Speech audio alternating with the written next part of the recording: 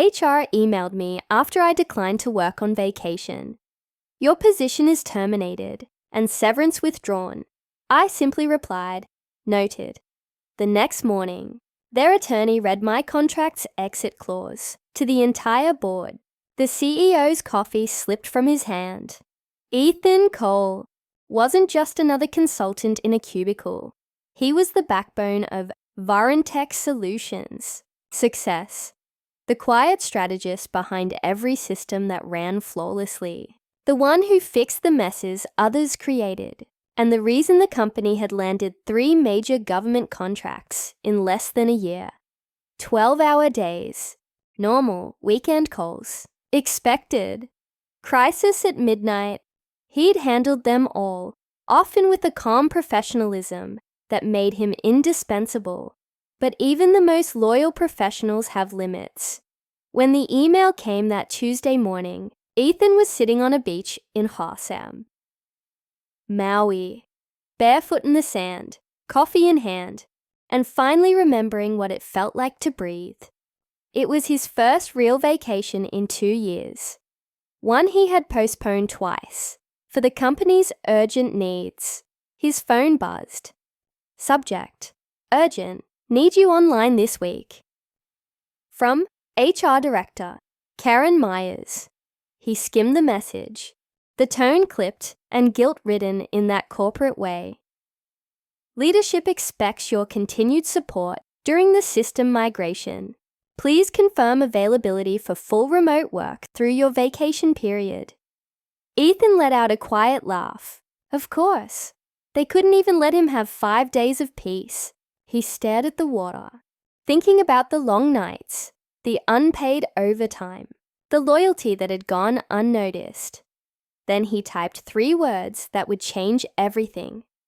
I'm on vacation. No explanation, no excuses, just boundaries. The kind no one at Varentech ever drew. 2 hours later, another ping. This time, Mark Danvers, his direct supervisor, was CC'd. Refusal to support business continuity during critical phases may impact your role in compensation. Ethan smiled, the irony almost poetic. They didn't ask. They demanded. He closed the laptop gently. Impact away, he muttered, sipping his coffee and watching the sun climb over the ocean. For 3 days, he ignored his inbox, something he hadn't done in years. When his flight finally touched down back home, the first notification to appear wasn't a welcome message or an update. It was a termination notice. Subject: termination notice. Effective immediately, your role has been eliminated due to restructuring. Your severance package has been rescinded. No phone call. No explanation. Just a soulless email from HR.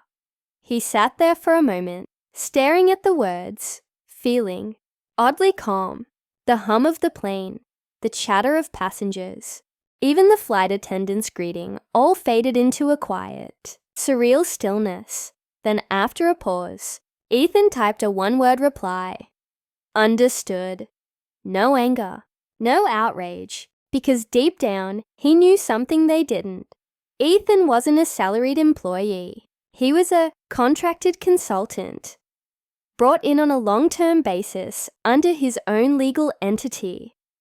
A subtle but critical difference. When he'd negotiated his agreement 2 years earlier, he'd added a clause most companies skim past in their rush to onboard talent.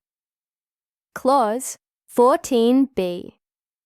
In the event of involuntary termination, not resulting from documented misconduct, a consultant is entitled to immediate payout of all pending contract bonuses and residual percentages from active clients for 12 months.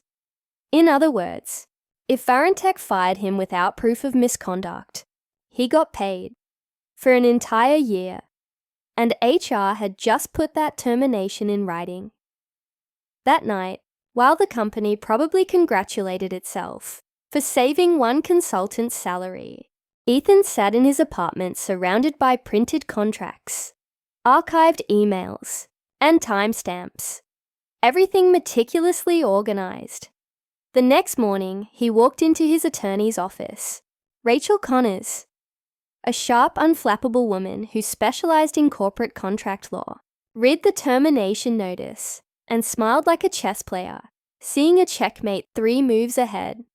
"They've made this easy for us," she said. "You're about to own their arrogance." Ethan leaned back, the faintest smile tugging at his lips. "I don't want ownership," he said quietly. "Just accountability." Rachel nodded. "Then let's give them both."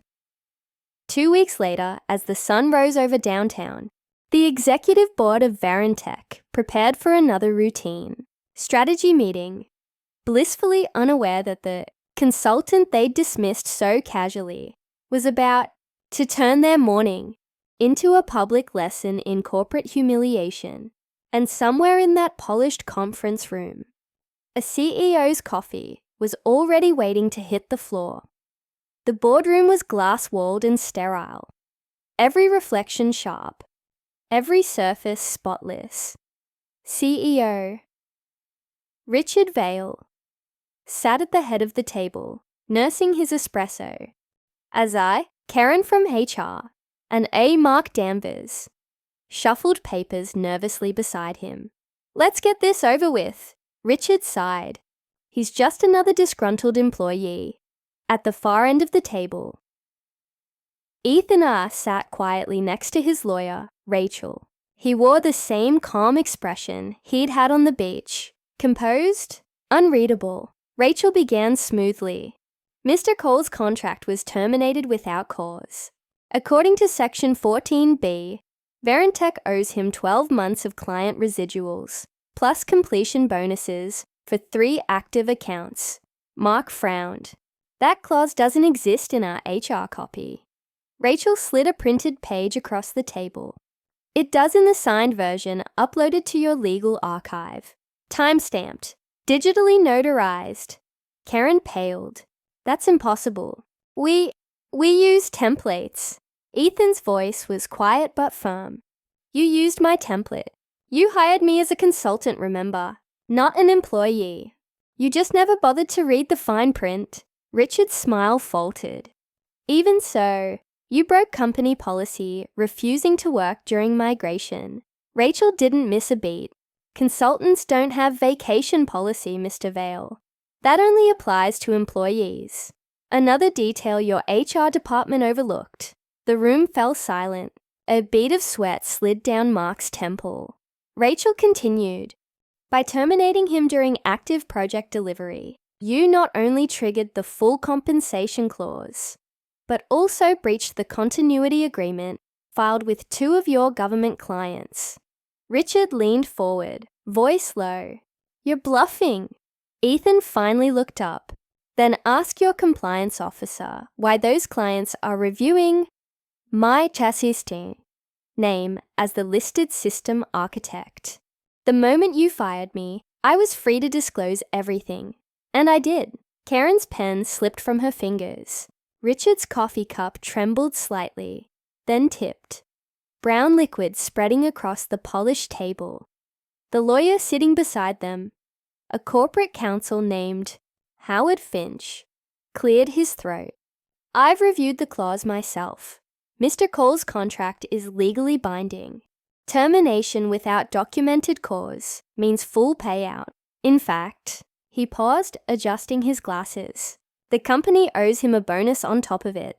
His residual rights include profit participation on all 3 contracts." Mark's mouth opened, but no sound came out. Richard just stared at Ethan, disbelief hardening into reluctant respect. "You planned this," he said. Ethan stood slowly, gathering his folder. "No, I just read what I signed. Something your team should have done." Rachel smiled faintly. "We'll expect the payment within 5 business days."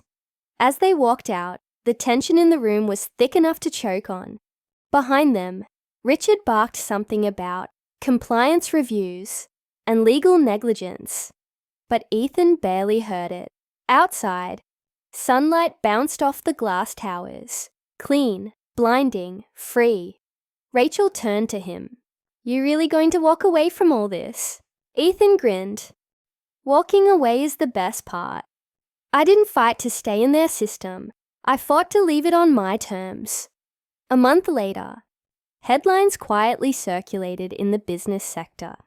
Verintech loses top consultant in contract oversight, pays record settlement. Ethan never commented publicly. He didn't need to.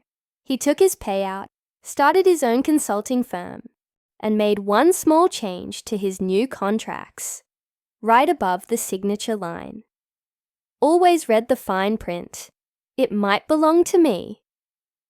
And every time he signed a new deal, he remembered that single moment in the boardroom. The CEO's coffee hitting the floor, the silence that followed, and the quiet satisfaction of knowing that revenge didn't require shouting. Only strategy and one perfectly written clause.